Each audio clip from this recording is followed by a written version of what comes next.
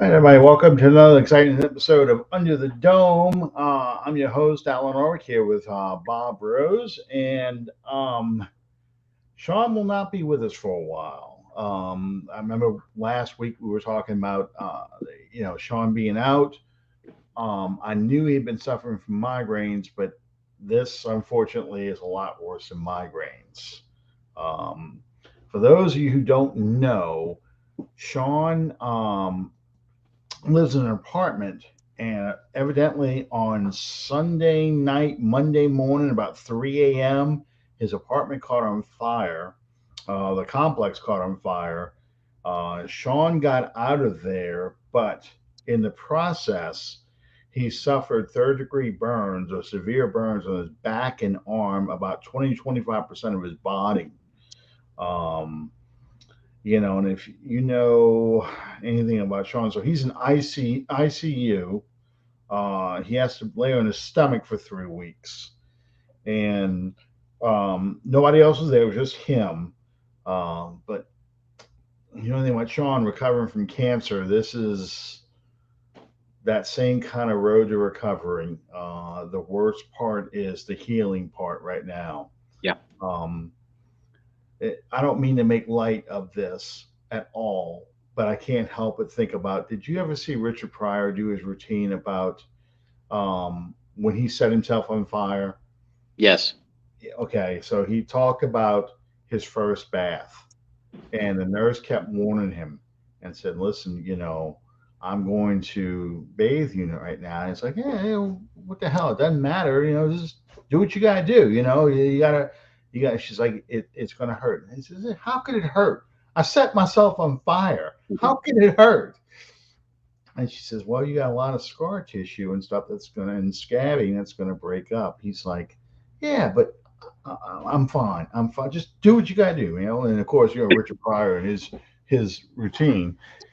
And he said, the first time she came down with that rag like this, she's like, don't touch another motherfucking thing. Hmm. 'Cause he says, put that away. It's just because that skin underneath is so raw, and it's just, he said, it was the most painful thing he ever went through in his life. And he says, all that skin up here is all dead, so you don't feel any of that.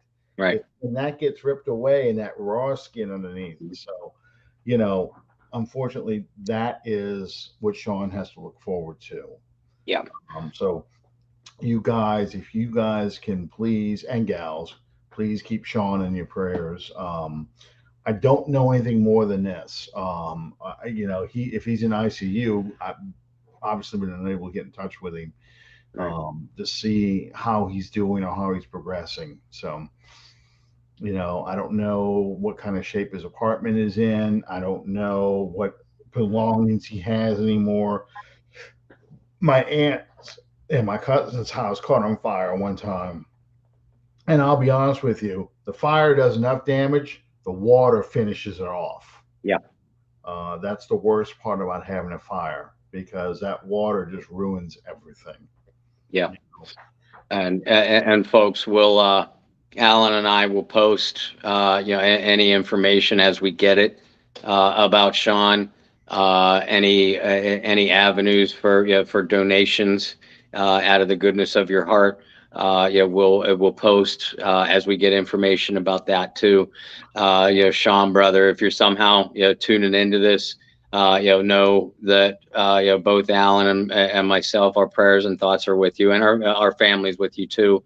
Uh, and Sean, if you guys know Sean, he's a father as well. Mm-hmm. So thoughts and prayers out to all your kids, Sean.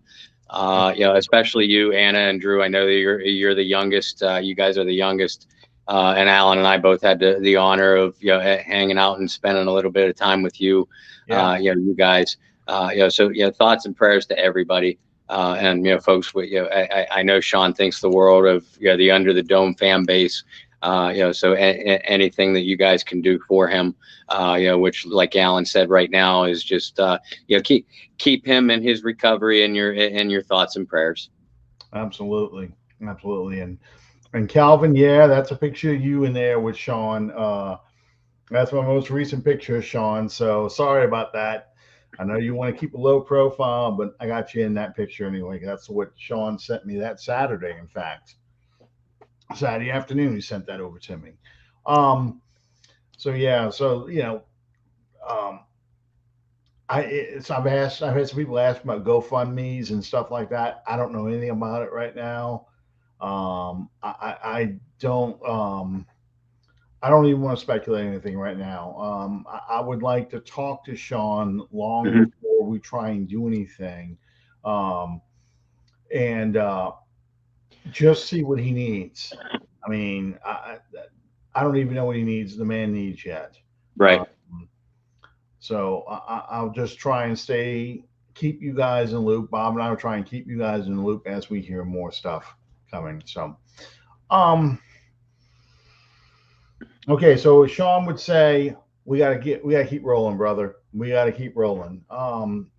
Falcon Hate Week this week. It's been a long 15 days coming up. I mean, my wife Yeah. said that this past weekend. She's like, has it always been like football starting after Labor Day like this? I was like, well, yes and no. I mean, we've had football on Labor Day weekend before. Yeah. Um, but this year it looks like because they went to 17 games, so we have football all the way into March before it's all said. Hmm. That's what they ultimately want. Um, I guess because of Thursday night kickoff, they wanted to give the two teams on Thursday night a whole week to prepare. So everybody else got 10 days. Um, because it used to be the last preseason game was like on a Friday. Hmm.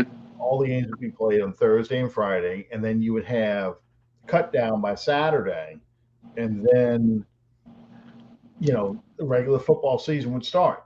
They fill their roster, and then you have Thursday night football. Then that first weekend, bam, it's regular season. This time Yep. they went a little bit longer. Um, so did you watch any football this weekend at all?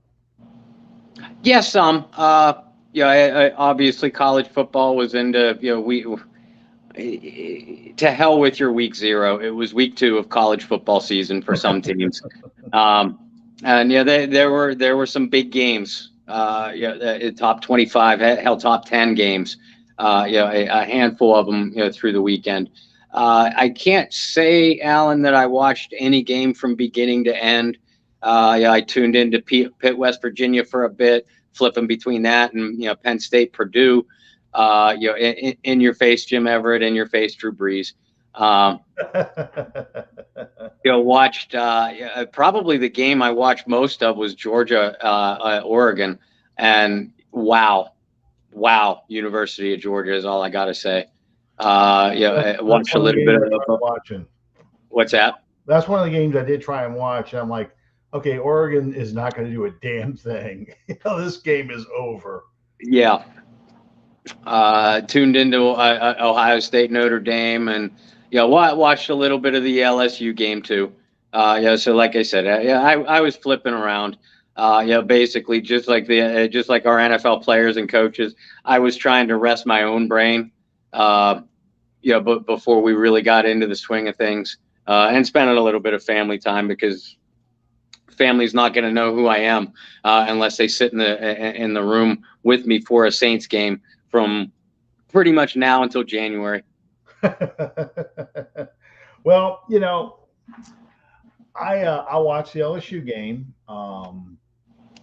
I was amazed at the utter incompetence of both teams at Yeah. times. Um, Really, you're going to run a pitch play at the goal line. Who called that? I mean, just there's too many bodies. If I was quarterback and I like, no, we ain't running that shit. Yeah. I mean, like, Roger Staubach used to joke, the guy in a hat on the sideline wants to call this play. Was this the play we're going to run? Yeah. In the same way, the guy in the headset over there wants to call this play. And I just, LSU kept trying to give the game away. and Florida State says, "You want to see how you give a game away? Watch this." Right. You recover a muff punt. You have the ball on the goal line. That would have iced the game, impossible to come back from. Because you're only down by one score because you're giving up. LSU's 4-minute offense. They finally realized in the fourth quarter, you know what? We might as well start scoring now. I could have sworn Trevor Siemian was quarterbacking that game. Right. They finally find Doucette, start throwing him the ball. The all-star receiver they got, and then next thing you know, they're on the 1 foot line with 1 second left, in a position to tie the game. And when they score the touchdown, like, of course they did. Of course they did. And then it was all I saw on Twitter was it's very River City relay nature to that, except this one was blocked. But they already blocked one earlier, so I don't know why it was that big of a surprise. But I hate feathers. I hate black and red. I hate beaks. I hate 85. I don't like 85 South, and I can't stand 285 either. I hate little socks with a good God. I hate the curve of Arthur Blank's nose. Oh, the Gomez Adams doppelganger. Yeah. I'll tell you, Arthur Blank looks like he should be running a speakeasy in the 1920s. Speaking of the 1920s, he really does. With the fedora and Oh yeah, he needs to have a bathtub gin. The whole bit. I mean, that's just what he looks like. Hate that dumbass. Yeah, origami looking Sam. You're right. It used to be called Megatron's butthole, but yeah, it looks more like a Chinese leftover box. So when you order Chinese food to go, you get that one box with the white rice that nobody eats. I got white rice at home. I want the stir fried shit. Right. I don't need the white rice. Yeah, I saw that a lot. They should have gone for 2, but it's one of those things where you're losing, so you figure, why not play for overtime? We have all the momentum. I get it. But yeah, I had just got finished telling somebody, because they really were critical of the fact that Florida State went for him 4th down instead of kicking the field goal early in the game. And I'm like, well, your defense has been shutting LSU down. LSU's offense hasn't done anything. I go for the points. And really, the receiver dropped the ball. Yeah. Good call. But he dropped the ball. So I'll eat the hell out of Chinese food, although I've had bad Chinese food. And bad Chinese food, there's no getting around. I mean, if you screw up fried rice, you just, yeah. But yeah, so I really was going to feel stupid saying the things I said about what I thought Florida State did well, because that fourth quarter was just like, did you think this game was over? And you were just going to coast? What did you think was going to happen? So the game I kind of wish I would have watched now, I didn't watch, apparently, was North Carolina versus Appalachian State. Yeah. That was insane. 40 points in the fourth quarter. Mm-hmm. Holy cow. So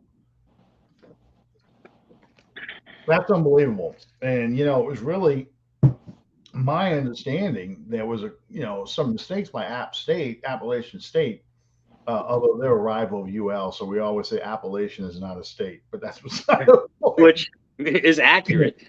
Yeah, I think they went for 2 a couple times, didn't get it.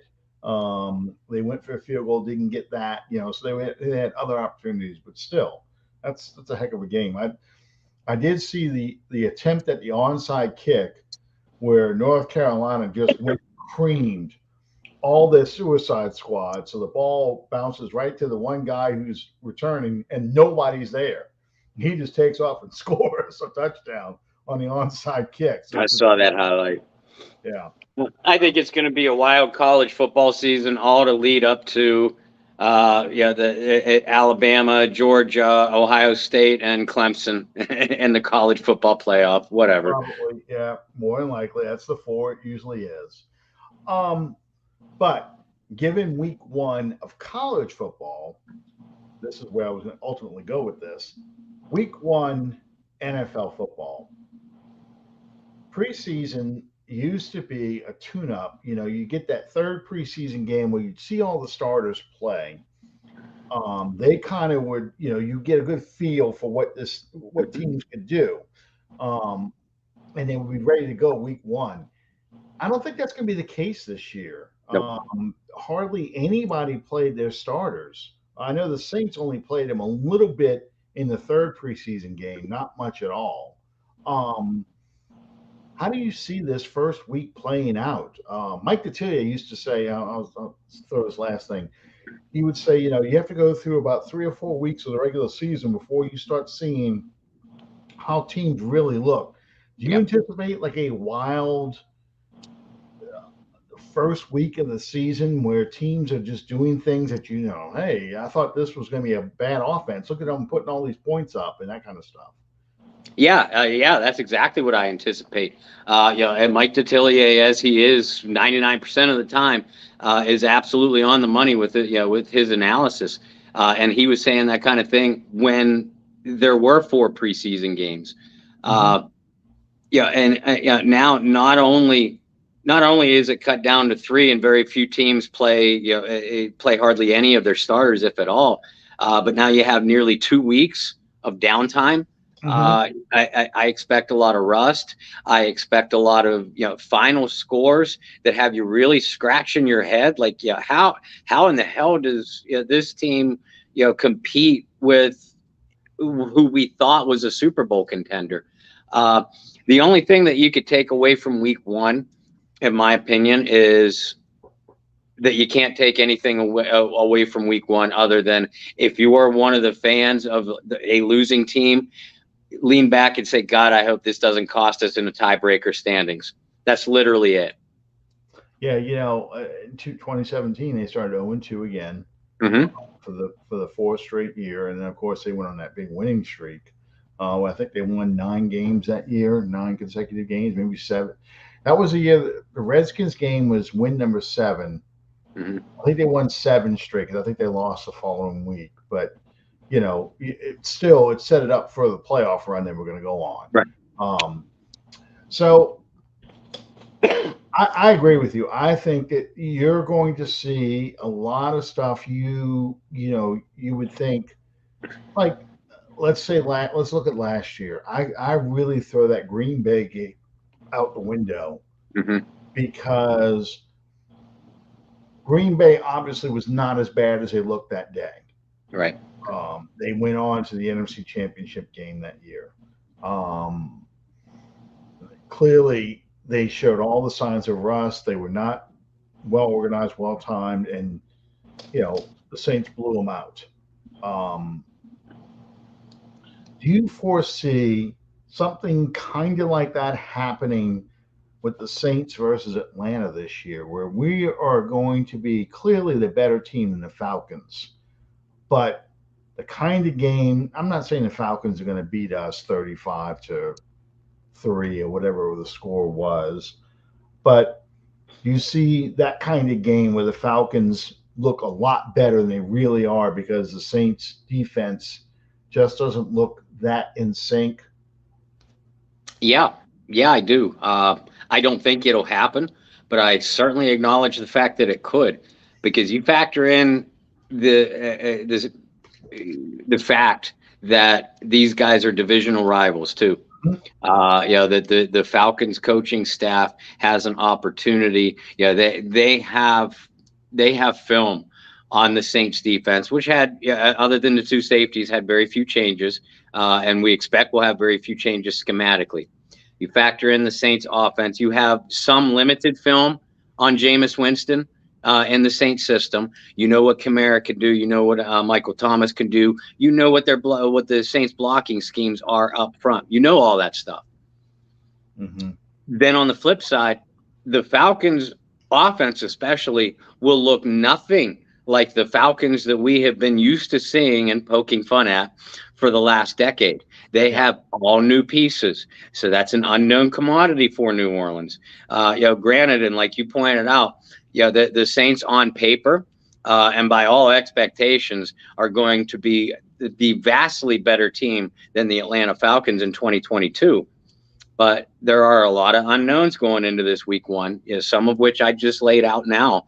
And you also factor in the issue that these starters for the Saints and for the Falcons too, but for the Saints had very little in-game experience and prep with each other.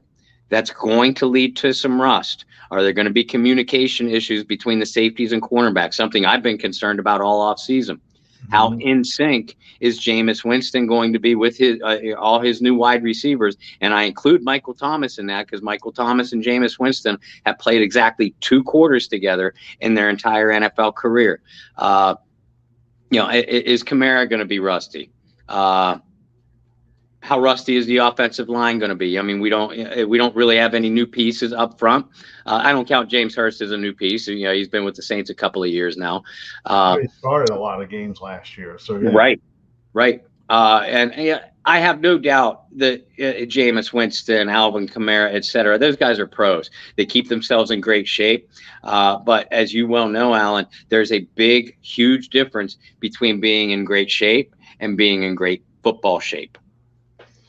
The big thing, my takeaway from this is don't be surprised if, number one, Jameis misfires a little early. And don't be surprised by a low-scoring game. Because I really think it'll be a low-scoring game for a little while. I think the Saints win this game. But I'm expecting, and I know what happened last year with Green Bay, but keep in mind, Jameis didn't break 100 yards passing until he threw that pass late in the fourth quarter to Deontay Hardy. I think he only had 156-yard passing total. Yeah. He threw 5 touchdown passes, but 4 of them were in the red zone. Really, the simple passes, not simple, but passes he threw were not. They were quick throws. They were not the kind where, he had to sit in the pocket and hold it, wait for a deep route to open up. I kind of expect that kind of game, probably a game where you see the Saints settle for field goals a lot in the beginning, just because of, drop passes. Guy's going to be open, but he's going to drop the pass, or Jameis is going to underthrow it or overthrow it, whatever it is. Just be off. It's a little bit on the timing. Trevor Penning not being in, really, we saw the good news that came out today that he had surgery on his toe and he's expected back by November. I don't know when in November, if that's going to be around Thanksgiving or is that going to be like a week after Halloween? I don't know. That doesn't, I don't know what that is going to be. Right. Regardless, that means you have an opportunity. He didn't lose his whole season. You have an opportunity for him to come in just at the critical part of the season. And I'm looking at my schedule real quick. You get the Steelers, Rams, 49ers, and Bucks all before the bye week. Let's say he is ready around Thanksgiving, which Thanksgiving this year is the 24th. Do they play him at the 49ers on the 27th and then Tampa on the 5th, or are they waiting for after the bye week to slip him in and finish off the season hosting the Falcons, at the Browns, at the Eagles, and then the season finale home with the Panthers? I mean, that's, to me, it depends on, he'll come in depending on what the playoff race and the division title race looks like in that December 5th game against Tampa. I mean, that's how I look at it. I mean, that's a very viable possibility. And obviously it all depends on how well the Saints offensive line is playing without him, how healthy the Saints offensive line is without him. I mean, he's going to be activated when he's ready. You're absolutely right, Alan. But when they feel like, they being the Saints coaches, feel like they need to push Penning back into the lineup. If James Hurst is playing lights out and the rest of the line is relatively healthy, you still activate Trevor Penning because you need the bodies, down the stretch. But you don't press him. You don't sit a guy that's playing well just because your first round draft pick is ready. That's my view on it anyway. Yeah, I look at that Green Bay game, and then I progress it all the way to 2 weeks ago against the Chargers. Just the progression that he showed. Even going back to the Texans game, the first game where he was struggling with pass protection. By the time he got to the Green Bay game, he's handling people. He is playing the way you would expect a first round pick to play. Yeah. And I like the aggression. I like the nastiness. I really like how he run blocks. Mm-hmm. And that's going to be, I'm going to ask you later on tonight, your predictions for the season, but also some predictions for the Saints in general. But I think, Penning, when he comes in, how this identity of this team may change somewhat, depending on how the games are being played. But right. I can see this team being that nasty, we're going to pound the rock at you, and we dare you to try and stop us. We're going to run the football. We know we're going to run the football. Mm-hmm. The fans in the stands all know we're going to run the football, and there ain't going to be a damn thing you can do to stop it. That's a hell of a feeling as an offense. Yeah. Just hands off that ball, and you're picking up 4, 5, 6 yards a clip. That's when you feel like you can do whatever the hell you want. Remember that Bills, speaking of 2017, you remember that Bills game in 2017? We scored 6 touchdowns. We had that one drive where we didn't throw the football at all. And in fact, Peyton decided to try and throw the ball when we got to the red zone. And Drew ended up having to run it in. Yeah. But, just that feeling to watch Kamara and Ingram just run the ball at will on the Bills. And, the fans in that stand, Rich Stadium can get loud. Rich Stadium can get wild. And they're just sitting there watching this happen. It's the most helpless feeling. Yeah, 28 straight runs. You're right. I mean, that was just – I love that game. I really do. Yeah, me too. And also because of the way the Saints defense played. And that's one of the reasons why I think that Dennis Allen and the New Orleans Saints want to play this brand of football, because they know what kind of defense that they have. Everybody assumed that because Jameis Winston was coming back, and former 5,000-yard passer, Mike Thomas is going to be back. They drafted Chris Olave. They brought in Jarvis Landry. This is going to be like the 2011 Saints. Mm-hmm. No, not so fast, because you still have Mark Ingram on the roster. Yes, I know Ingram played in 2011, but he was nothing more than a bit player. You still have Alvin Kamara on the roster. But with this defense, you play around the strengths of your team. And it is that defense first and foremost. The offense, the passing game in particular, folks, is going to have some early season hiccups just because of all the new pieces that we just mentioned. Just because Jameis Winston, love him or hate him, he's a mercurial passer. He is streaky by nature.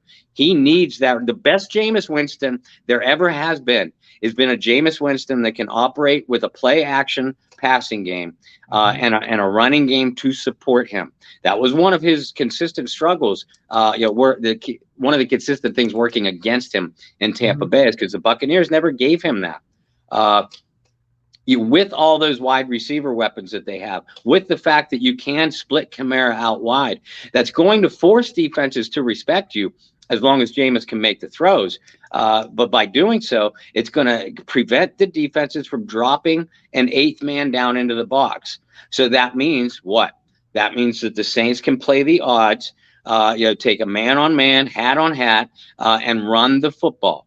We're not talking about 3 yards in a cloud of dust here. We're not talking about a 70-30% split and run pass ratio, but we're talking about a team that is going to want to establish the run first, then beat you with the pass if you try to cheat against it. That's the way I see this offense playing out, especially early in the season. Yeah, I do think they'll take the deep shots, but I think it'll be targeted. It used to be when we would sit there and say, Saints cross midfield, here comes a deep shot. They're going to take at least one deep shot once they get across midfield. And that's usually what would happen. And I can see that kind of mentality starting up again, but I think the Saints are going to want to play the boa constrictor kind of offense and defense, where basically they squeeze the life out of you. They milk the clock. It's about long drives. It's about winning time of possession. It's about minimizing mistakes. And I'm not putting it all on Jameis. It's everything. Minimizing mistakes on offense, minimizing exposure for your defense. So the other team feels the pressure to make every possession count, and every possession has to come out with points. And that plays into the Saints' strength. The Saints' defensive strength, believe it or not, is the pass rushing and their secondary. So what do you want to make that team do? You want them behind on the down and distance. You want to make them feel like they've got to throw the football to keep up and give their defense a rest too. Because we're going to wear a defense out. And then you'll start seeing some of the pass plays open up. It's, you have the ability to throw the bomb, but you're not going to necessarily use it every time. And I think that's going to be this philosophy that's a little bit different than Sean Payton. I think, Sean was much more aggressive. And I'm not saying that the Saints are going to morph into Jim Moore and Bum Phillips philosophy. They're just going to, the pass is going to be an extension of the run for the most part. So it's going to be short passes, quick throws, but it's going to be a lot of running the football. And I think that's why I think the scoring is going to be low against Atlanta this year, at least for this first game. Now, when we host them, when is that? That's December 17th or 18th, depending on flex scheduling. When we host them at home, all bets are off. That may be bombs away game. Who knows what that team's going to look like. You might be able to drop 30 points on them without even thinking twice. So,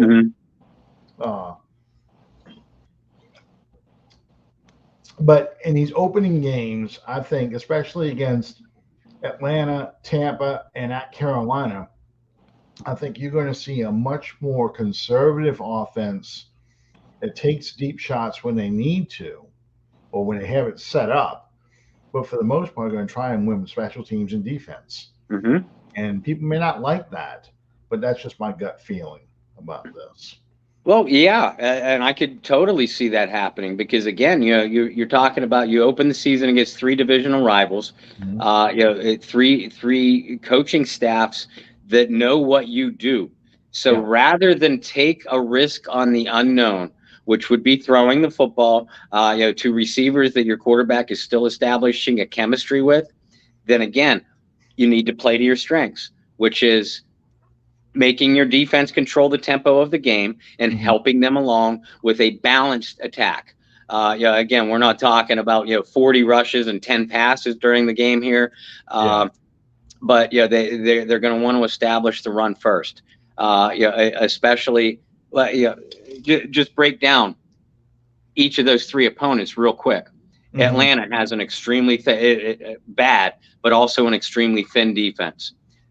A defense that you could wear out by rushing the ball and staying patient with it. Tampa Bay, because of Tom Brady and those receivers and an aging defense by the Buccaneers, you need to shorten that game. You need to take it into the trenches and battle with them. Carolina, just like you mentioned before, what you want to do if you're the Saints is make another opponent's offense panic and feel like they have to throw the football rather than establish their own balance. That works against everything that has made Baker Mayfield successful in his career. Baker Mayfield, similar to Jameis Winston, needs a running game for support. You take that running game away from him, either by design, by shutting it down, or by making the Panthers feel like they have to throw the ball to stay in the game. Either one of those scenarios works right into the hands of the New Orleans Saints defense. Yeah, I was just going to point out, remember after the Green Bay game last year, we went to Carolina in week 2 and we got skull dragged, really. I mean, they just beat the hell out of our offensive line. We could not do anything. Jameis Winston was a pinata back there. Mm-hmm. Even against Tampa, prior to Jameis's injury, what did we see a lot that Tampa was doing? They were blitzing Winston. They decided they were disrespectfully blitzing him. Yes. They decided they were going to, force bad Jameis out, make him throw the football and throw those and cause those turnovers, and they'll feast off the turnovers, because that's the only way Tampa can beat us, is they have to be able to run the football and get turnovers. Yep. When they can't run the football and they don't get their turnovers, they get their ass handed to them. It's that simple. It really is. So, I know some people are like cringing at this because they want to see fantasy football kind of stats. They want to see Jameis Winston get an MVP trophy, NFL MVP trophy, and, throw for 5,000 yards and 50 touchdowns, and all these other things. And my only statement about that is, you think about Drew Brees' 5,000 yard seasons, 3 of them were 7 and 9 seasons. Right. Throwing for 5,000 yards because our defense couldn't stop anybody. Yeah. 2011 and I think 2009 were the only 2 seasons where I think he broke 5,000 yards. No, not 2009. Was it 2009? No, he didn't in 2009. Yeah, he did an 8. I'm not sure about 2010. I know he didn't, obviously, 2011. 11, 12, 13, and either 14 or 15, one of those 2. It was 16 he threw for his last 5,000 yard season, because that's when he had 1,000-yard receivers in Thomas and Cooks, close to 1,000 with Snead, and Mark Ingram had 1,000 yards rushing, over 1,000 yards rushing. Yeah, it was. He did put the ball in the air 635 times too in 2008. So he threw 5,000 yards, 2008, 2011, 2012, 2016, and there's one more. Where's the other one? I thought 13 he hit 5,000. 13 or 14. It's highlighted. Yeah, 2013 he hit 5,000 too. So. Yeah, 51-62. Got close to breaking his own record. Yeah. Yeah, he had 54-76 in 2011. That was 46 touchdowns and 7 interceptions. And 2012 was the last time he threw 40 or more touchdowns. He threw 43 that year. After that, it started to drop, 39 in 2013 and so forth. Still in there. I mean, he threw 32 touchdowns in 2017 or 2018. He threw 32 touchdowns. So not like his arm fell off yet. Right. But yeah, and then of course Jameis Winston's 5,000 yard season was a losing season. I think everybody else's, I know Matthew Stafford's was a losing season. I don't think Brady's wasn't. No. But, and I don't think Peyton Manning definitely wasn't. That's when he set the record. Right. But regardless, I mean, it's you have to have an explosive special offense to throw for 5,000 yards and still win a lot of football games. Mm-hmm. And we don't need to do that. I'd rather throw less than 5,000 yards and throw fewer than 40 touchdowns. But you get, like, say, 5 to 7 turnovers for that, pick sixes or turnovers for scores by the defense. You get a couple special team touchdowns, that kind Mhm. of stuff. I want to see much more of a complete team rather than be a one man show. Right, and that's the way the Saints team is built.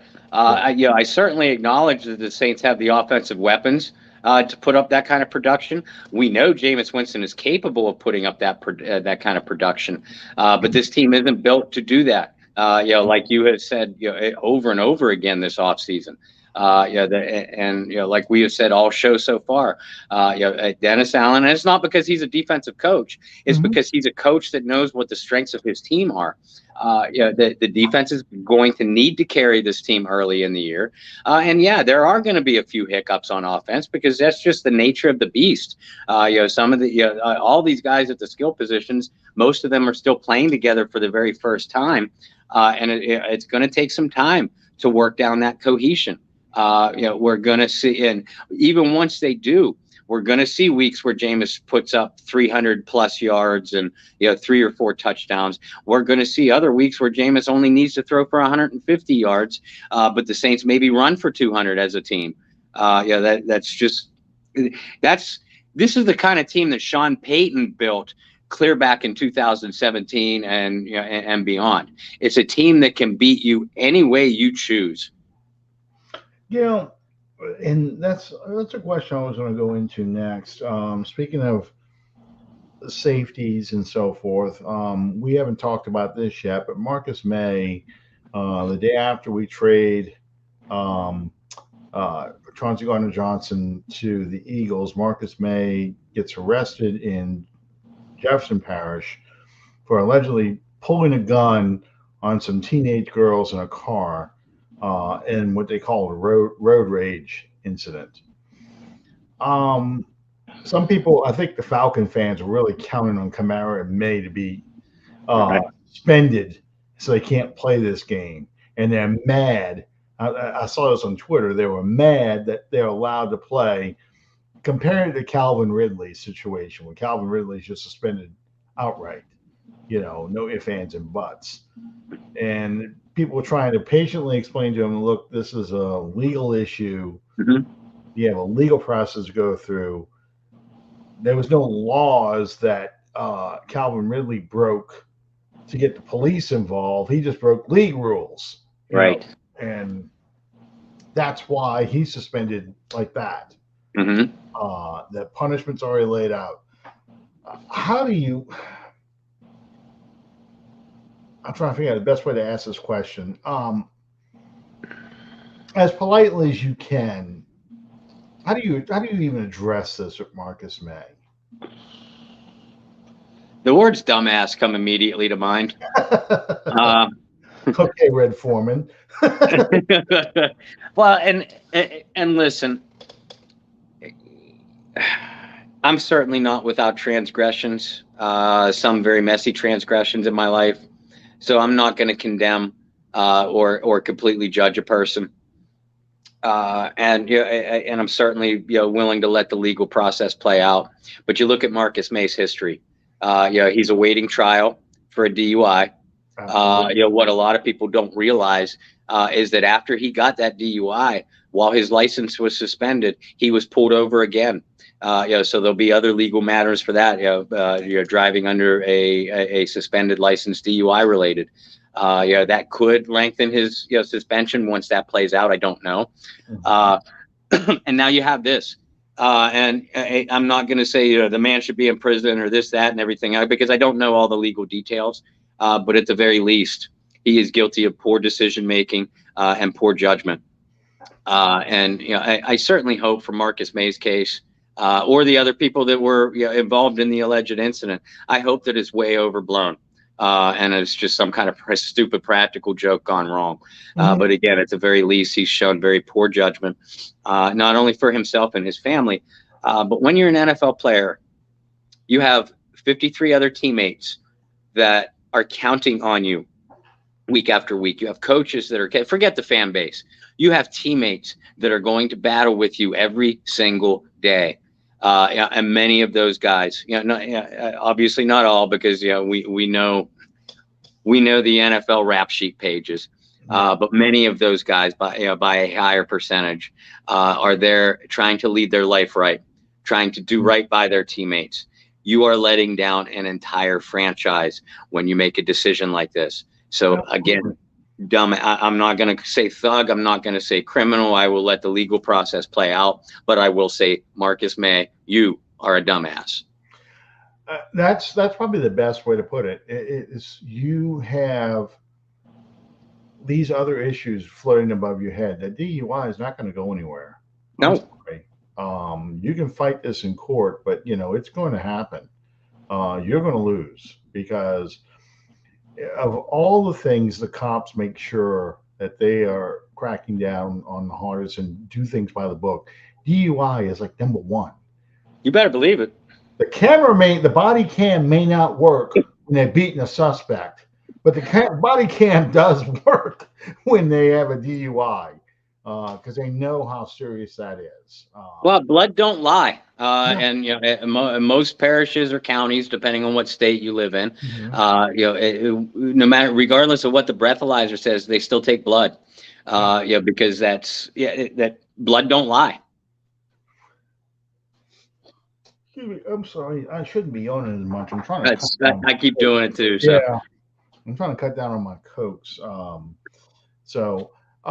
But yeah, exactly. So all these extensions he's doing, the evidence is going to be there, and he will face discipline for this. And then you top it off with, yes, witnesses lie, and yes, it could have been one of those things where.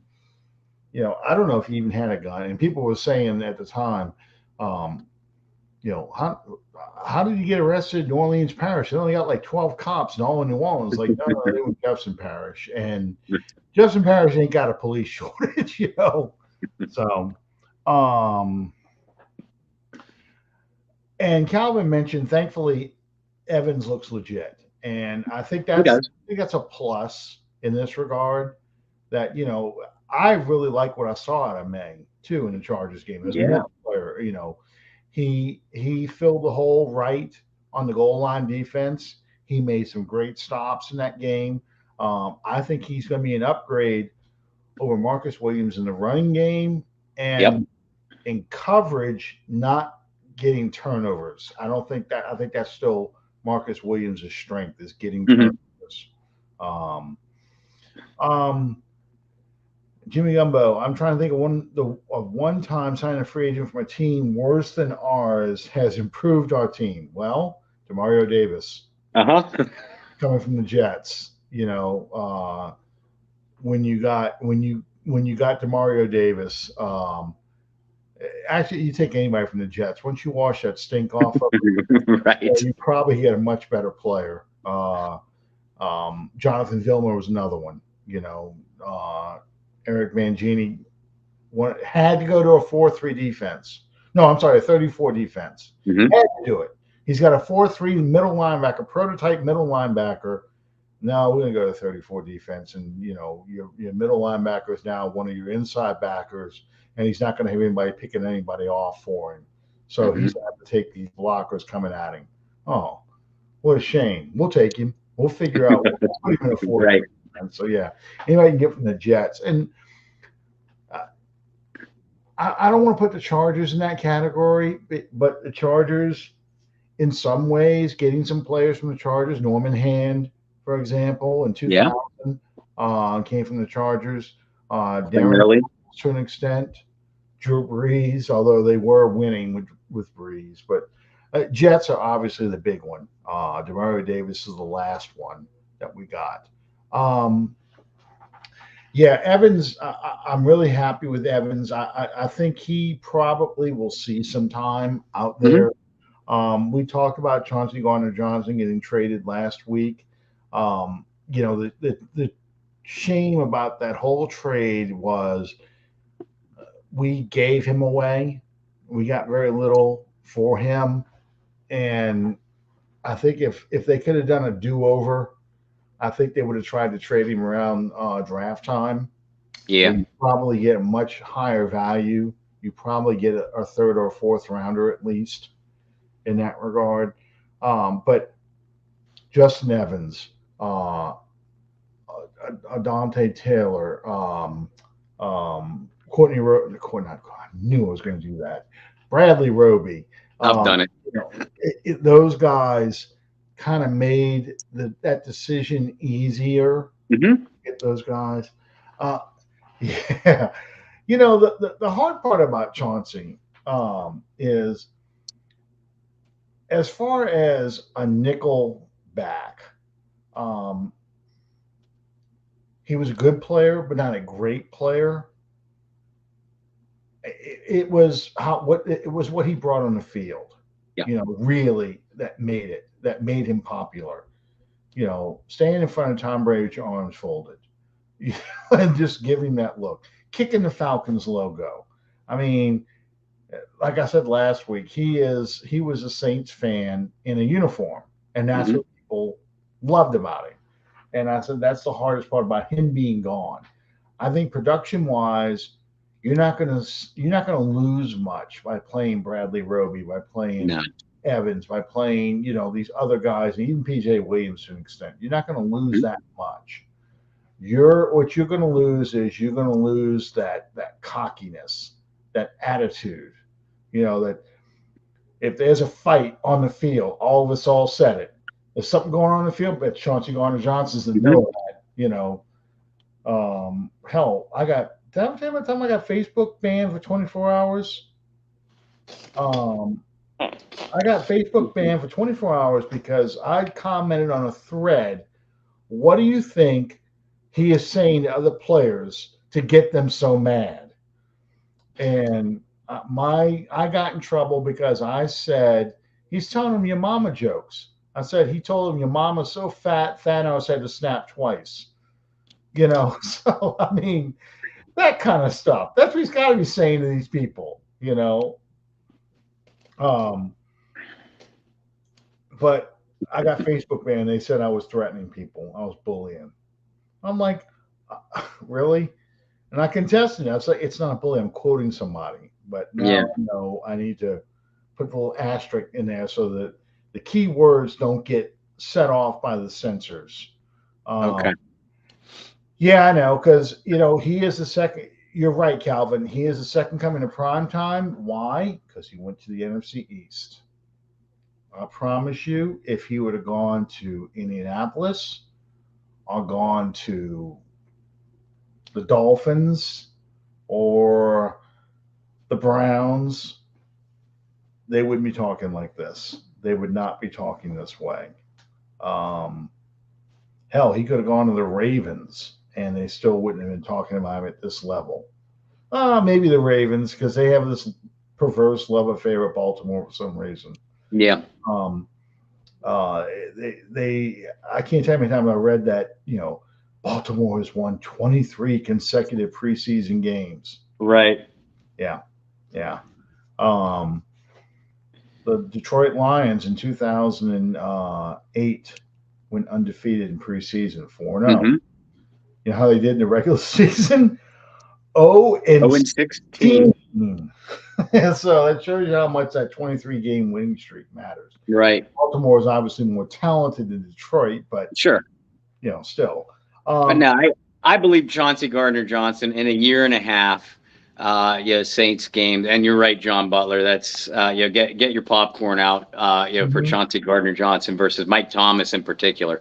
But yeah, I could see him getting into it with the entire Saints receiving core. Oh, he already But knows how to get under the skin. I believe that a year and a half from now, we as Saints fans will be poking fun at whatever team decided to pay Chauncey Gardner Johnson 12 or 14 million dollars a year, and you're going to see average production.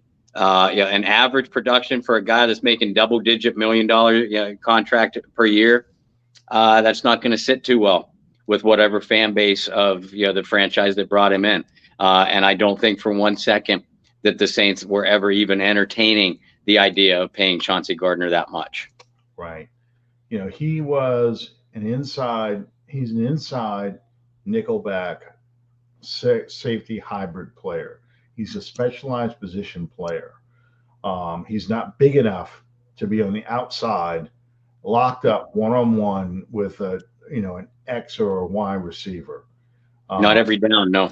no, and he certainly is not big enough to be a strong or free safety out there. He is a roamer, and that's where he succeeds the best at.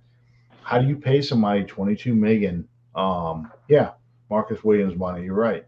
Um, how do you pay a guy 20 million, 22 million who can really needs to have a specialized defense for him to be successful? He's not just a plug and play guy. Um, and I think that's what people are going to find out about him. And I like the player. Don't get me wrong. Yeah. I really liked him. And I have a feeling we're going to be aggravated as shit with him in that Eagles game, because he's going to be causing problems. But all that said, you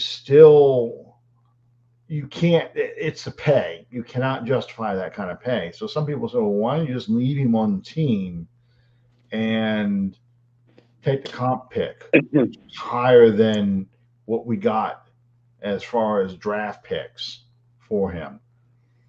And we talked about this last week. I think it's because he poisoned the water way too much. I told somebody on social media, I said, look, he had two choices when he realized the Saints weren't going to pay him his money. You either go out there and do like Trey Hendrickson, play lights out, and get your money. If the Saints aren't going to pay you, somebody's going to pay you. So you just go out there and get your money. That's what you're going to be focused on. Or you can be a malcontent and bitch and drag and curse out coaches and fight with players and stuff like that. And that's where he was going with this. Yep. That's the bad attitude to take. That's the wrong attitude to take. It's much smarter in the long run to do what Trey Hendrickson did and just have that career year and make the Saints look stupid for not keeping you. But that's not what he chose to do, and I think that's ultimately why he had to go. Yeah, and you can never guarantee comp picks anyway. I know the NFL has an alleged formula for it, but we've seen the Saints get screwed out of comp picks before. And even if you get one, if you sign a certain free agent too early in the process, you lose that comp pick. Yeah. But then what are you supposed to do? Sit there and let a potential free agent get signed by another team because you waited too long? It's just it was too much of a gamble on the field and off the field to keep Chauncey Gardner-Johnson this year. Right. Yeah, we used to talk about all the time. The Saints never got comp picks because they would be aggressive and sign people in the opening days of free agency. And that's one of the reasons why we were lucky this year that nobody basically wanted Honey Badger or Jarvis, because you don't really get guys of that quality by being that patient, just waiting it out. It just doesn't happen that way. You're right.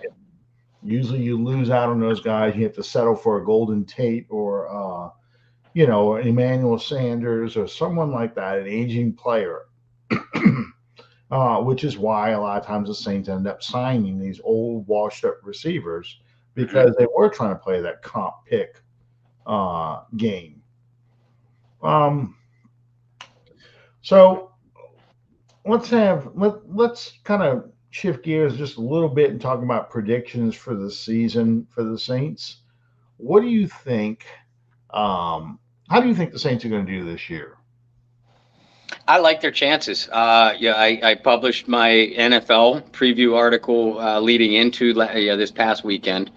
I got to say, not as many people poked fun at me or made fun of my lack of intelligence for as much as what I thought.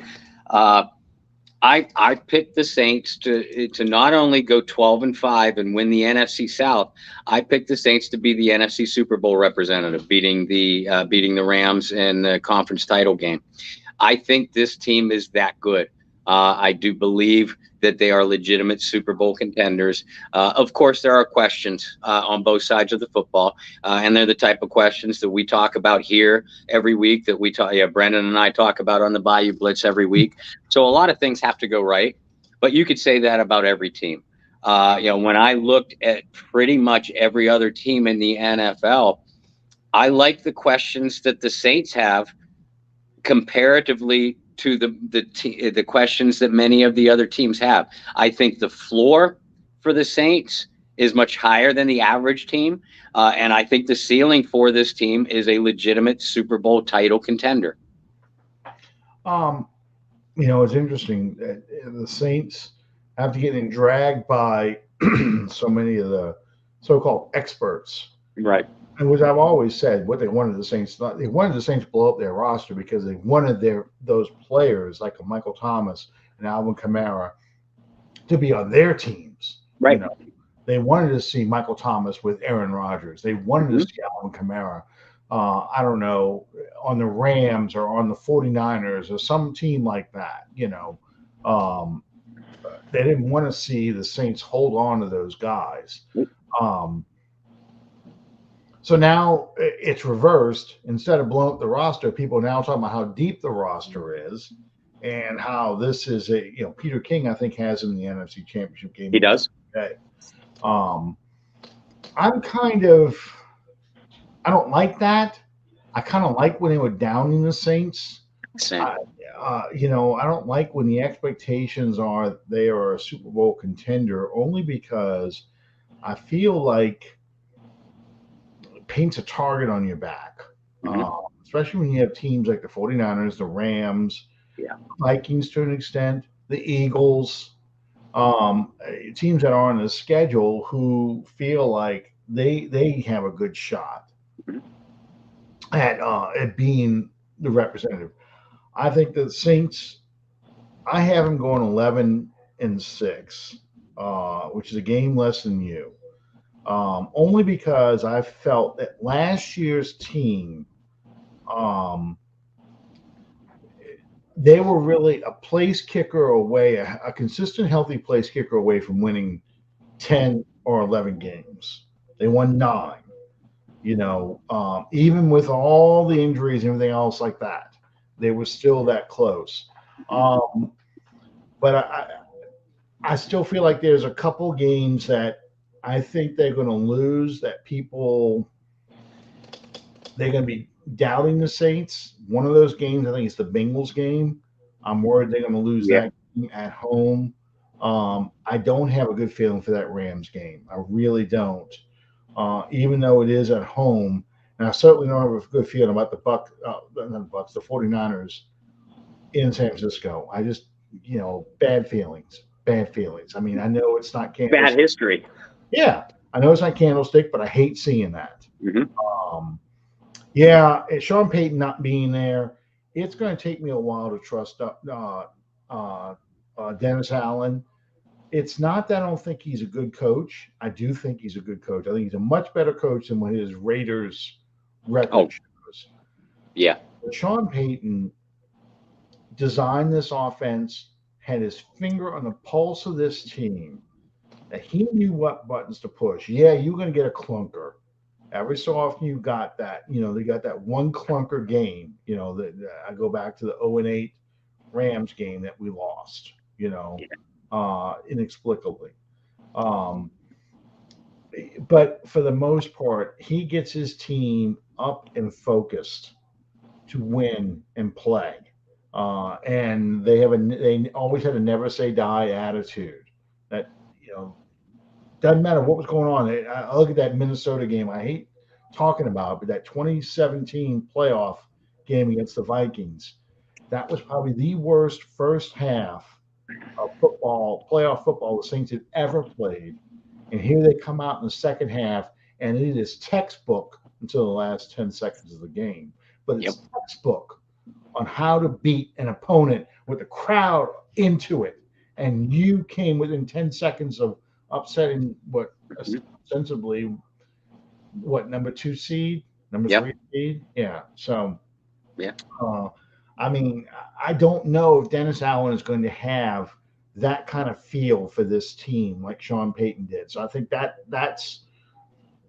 I think they win the division because I think they go 5-1 or 6-0 against this division. I think they sweep Tampa Bay again. I think they probably sweep Atlanta. I think if they split with anybody, I think they split with Carolina for some stupid reason. I You know? Yeah, that's when I was running down, each game. I had them going 5-1 in the division, and asking your team, expecting your team to sweep a Tom Brady slash referee protected team, for the third straight regular season. That's asking a lot. But I feel the same way you do when I compare the two rosters of New Orleans and Tampa Bay. And I picked a likely split against Carolina for the same reason, just because effed up things happen. I mean, this September 25th game at Carolina, that to me, that's where the upset could be, right Yeah, there, because that's when Carolina looks like they're a Super Bowl contender. Remember last year again?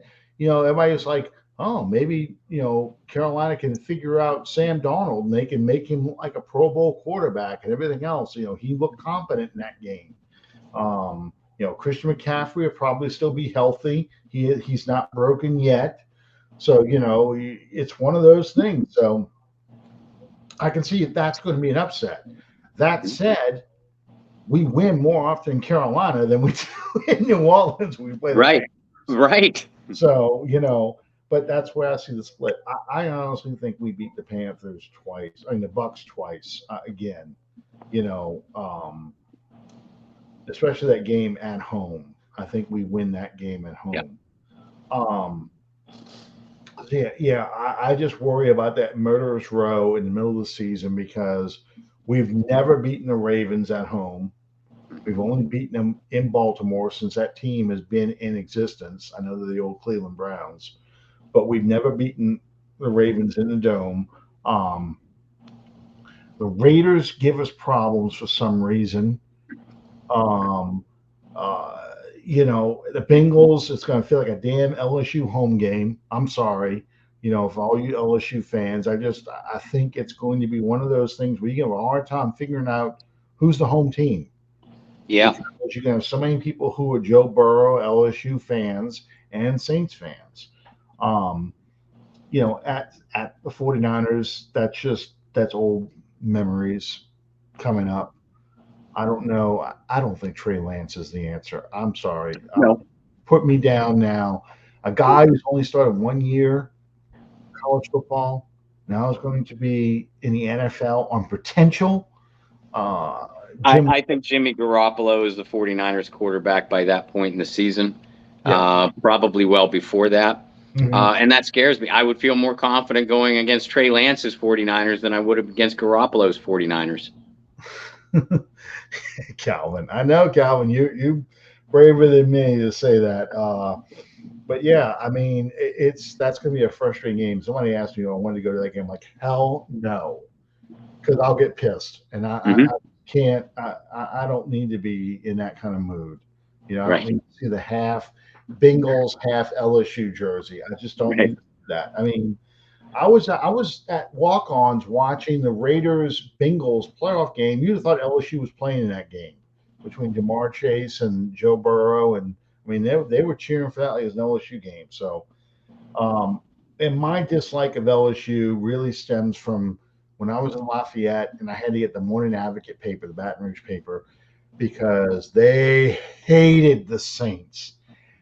I'm not just talking about they didn't dislike them; they hated the Saints. Wow. It may not. Sheldon Mickles was the only one who would comment or talk about the Saints. The rest of those clowns, all those columnists, Sam King especially, I think he was one of the big ones. I'm dating myself, running these names off. They hated the Saints. Wow. King's philosophy was Saints being around on Sunday was taken away from LSU attendance games on Saturday night. I was just like, what the hell are you even talking about? But that was his thinking that they hated that the state was giving the Saints money. They hated that the Saints just even existed. They were carpetbaggers in their mind. It just So that's what turned me against LSU, I think, because I'm like, man, you know what? But I had to get the Advocate because the Daily Advertiser.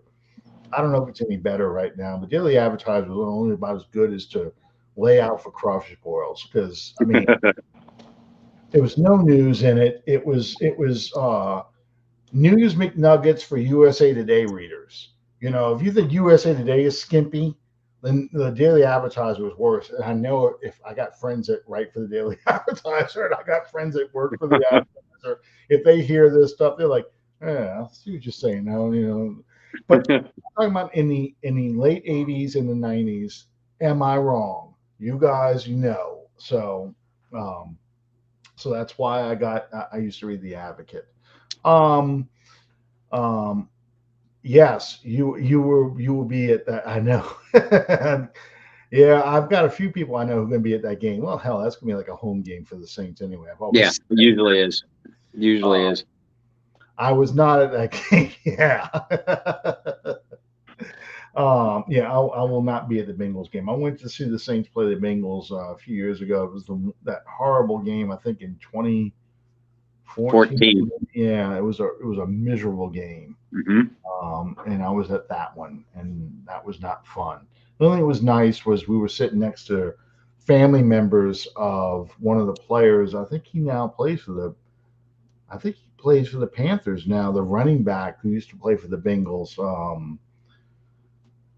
I can't think of his name right now, but we were by his family, and they were nice people. So that was actually kind of fun. He actually played a lot. Um, But yeah, and then the Rams, I said that one too. That's another game I'm worried about. And then at Eagles is the only other one. Of course, Christmas Eve, we get to deal with the massage therapist. Uh, Deshaun Watson should be playing by that point. Who Yeah. knows how that Browns team's going to be? But that's really the games that concern me the most. Those games. So that's where I'm going with that. Last question before we wrap up tonight. Marcus Mariota is going to be playing quarterback for the Falcons. Hmm. He has traditionally been a running quarterback, Hmm. and I'm thinking about Jalen Hurts and Yeah. the damage he used to do. Can Marcus Mariota do that kind of stuff to us, you think? Or is he a little too fragile compared to Hurts? Mariota isn't a rusher on the dangerous level, on the danger level of Jalen Hurts, but he does have the mobility and the athleticism to really give the Saints problems. And your point is well taken that the Saints have traditionally, Dennis Allen's defense has traditionally had loads of problems against mobile quarterbacks.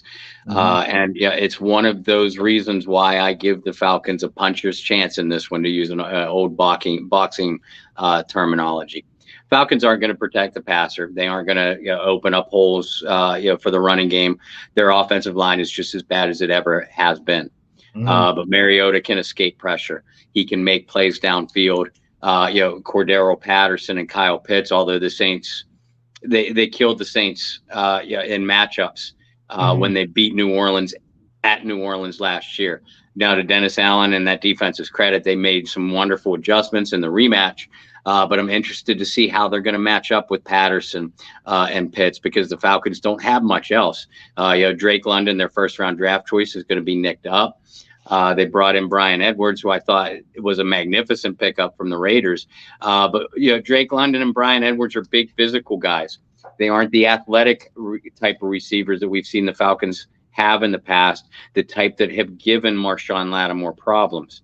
Lattimore eats those big physical guys up.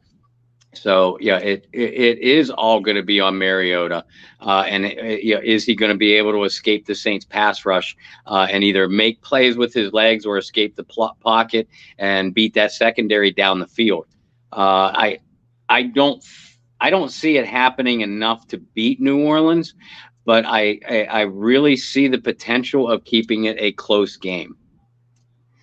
Yeah, I think it'll be closer than what we expected because of that. I think we'll see, to borrow Hank Stram's term, a moving pocket with Mariota. They're going Hmm.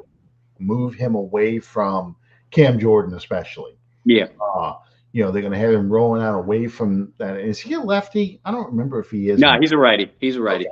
Okay.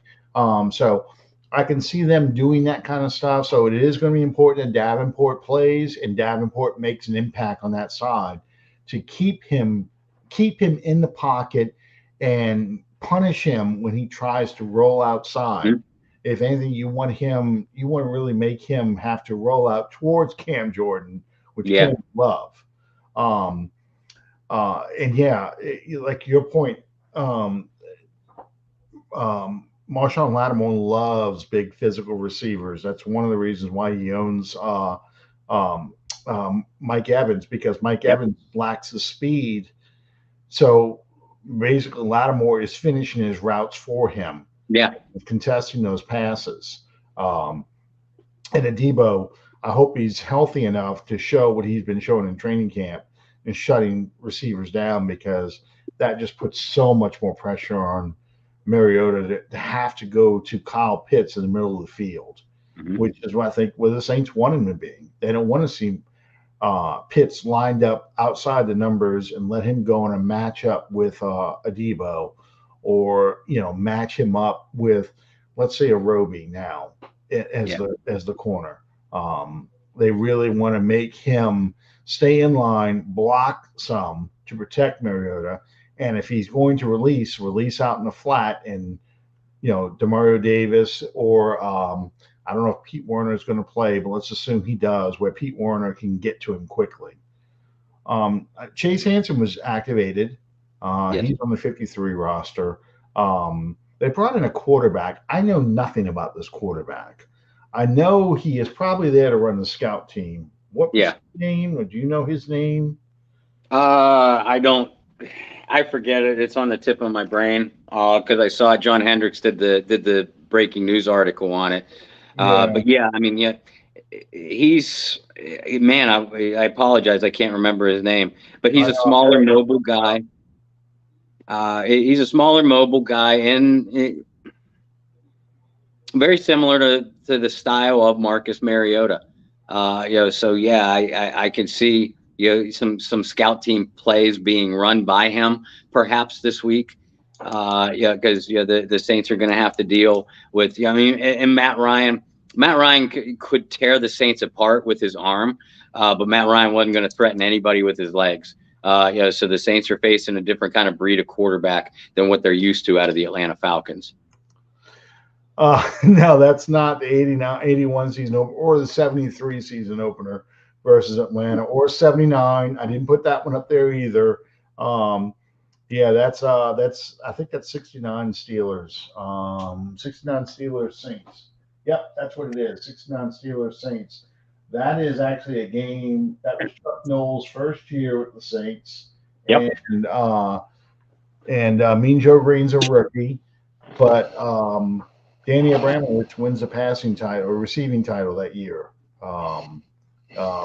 He went to his first Pro Bowl after that season. So yeah, no, I'm not going to put that. I didn't even want to talk about this, but yeah, opening up against Atlanta is never good, because we've lost all three times that I can think of that we opened Yep. versus Atlanta. Yeah, 73. That's a 62 to 7. Unbelievable slaughter. Do you know the name of the quarterback for the Falcons? That 73 team? You're going to laugh when you hear his name. That's way too late for Van Brocklin, right? Yes, Van Brocklin was the head coach. Okay. Dick Shiner. No. Yes, Dick Shiner was the quarterback for the Falcons. Look it up. They had somebody else played too, but Dick Shiner was the quarterback who was playing a game. It was his last win as a Falcons quarterback. But yeah, 73, and then in 79, the legendary game, the revenge game after the two losses in 78, 20 to 17, and the punt sails over Russell Erxlaben's head in overtime. He throws this unbelievably lame pass. hits a guy right in the chest, the linebacker for the Falcons, and they score the touchdown and win in overtime. Um, I had forgotten. I had put on a game. I think it was from the '84 season. Might have been the '83 season. Uh, yeah, Sick Shiner is my nickname in high school. Long story. Apparently, you got sick drinking Shiners. Is that how this worked? Uh, but I think it is. It's '83 game versus the Jets. I actually tried to watch that Monday night game just because I was at that game. There you go, John. I was at that game. I've told you right before. My friend Adam, who was a big guy, and he had us on the end. And by the third and fourth quarter, we're in the end zone area, but we're where the seats go straight up.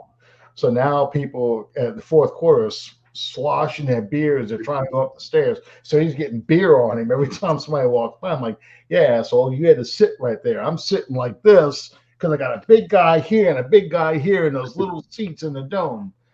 Um, but yeah, I had forgotten about the punt return. I knew they scored on the punt return. That was the winning score. So the Jets won that game on Monday night. Um, but I had forgotten Russell Erxleben was responsible for that too. This unbelievably lame tackle. You guys have to watch it. The guy, he's the last line of defense, and the guy is running along the sideline. All Erxleben has to do is push this dude out of bounds. Just fall into him. And he does this stumble thing. When my friend Adam and I used to make fun of him all the time for it, he does this stumble bum things and falls down in like next to as the guy's running by. He doesn't even reach out for him or anything. I'm like, somebody needs to shoot that son of a bitch right now because I can't believe you just did that in front of 80,000 people, you bastard. So yeah, that's the Jets game from Monday Night Football from '83. We won our first. The Saints won their first Monday Night Football game in 1984 versus the Steelers. Yeah. So, but yeah, and then the last time they opened up with the Falcons, this is Sean Payton era. It was 2014. That's the game where Marcus Colston throws his helmet to the ground because he caused a fumble. He had a fumble. And he was pissed. And it wasn't the end of Colston, but Colston wasn't the dominant player that we were so used to seeing from that point on. So yeah, I don't have good memories of the Saints opening versus the Falcons. No, yeah, like you said, they've never won in Atlanta to open the season. 0-3. They're 1-7 all time in season openers against the Falcons. Including when you include at home. But I see this game going differently. I do see the Saints taking control of both lines of scrimmages early on, and you described it as a boa constrictor. I see this team doing that. The passing game I think is going to have some hiccups for both sides. But I think the Falcons need to make plays through the air more than the Saints need to. And I think the Saints, I agree that the competitive aspect of the game will be closer than what many think. But I see the Saints putting a late fourth quarter score or two to kind of widen the margin. I would love to predict a final score at 28-3. But I'm going to go 31-13.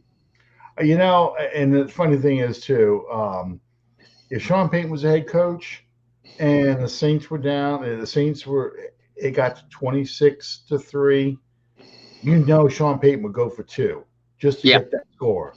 Oh, yeah. I don't know if Dennis Allen is that level of petty, but I know Sean Payton would have done it. I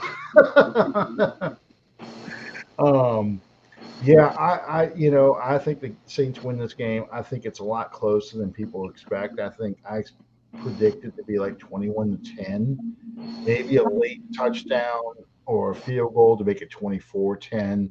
But Atlanta makes it a lot more interesting than we expect. It'd be a lot closer in that first half. I think I think that's where some people are going to feel kind of funny, you're going to see the anti-Jameis Winston post come out immediately because Mhm. I know he's going to have a turnover, at least one turnover. But, um, I think that's where you're going to see people ripping into because Chauncey Gardner-Johnson's not out there. If the Falcons get a big play or score in a big play on Roby, or whoever's out there playing, yeah, Gardner-Johnson wouldn't have given that shit up. His defense looks flat without him. That's stay off the Saints Twitter. Don't go on the Saints Twitter during the game. Right. Go on after the game when it's over. Um, unless we're kicking ass, then I want everybody to go on Saints Twitter and read the Falcoholic Yeah, and commentary because those are hilarious. they Uh, are. because that's my favorite thing to do when the Falcons are playing like shit. That's the if there's anything that makes us a rival with the Falcons and Falcon fans, it's we both share gallows humor about our teams. Uh, Yes. and it is the funniest when the Falcons are losing.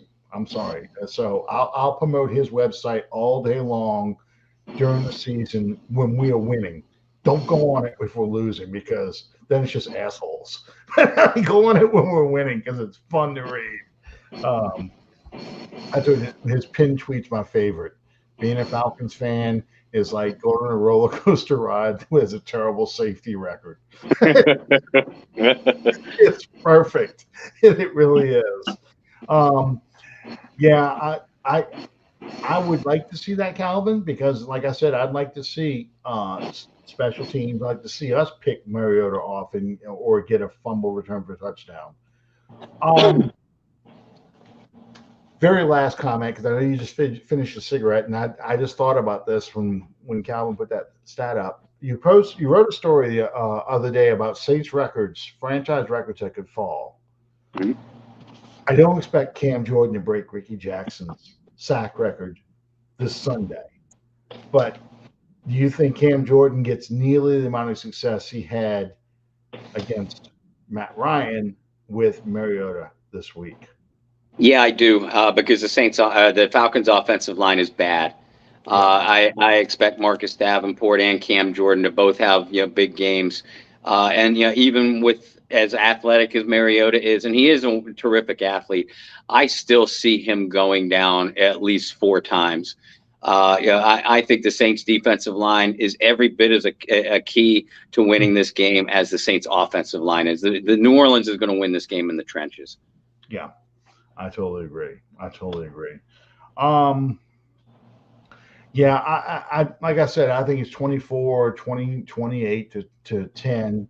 I think we are just a better team. We just need to show it this Sunday. Yeah. Um, you know, and I think we start off on a positive note. Like I said,